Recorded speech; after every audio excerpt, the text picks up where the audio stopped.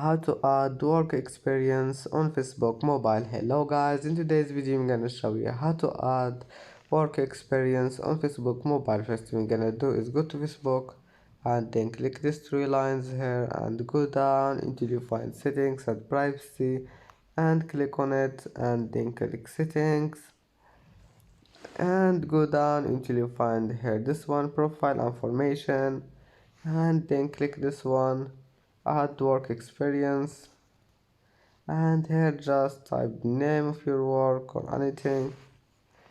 and let's type here this one,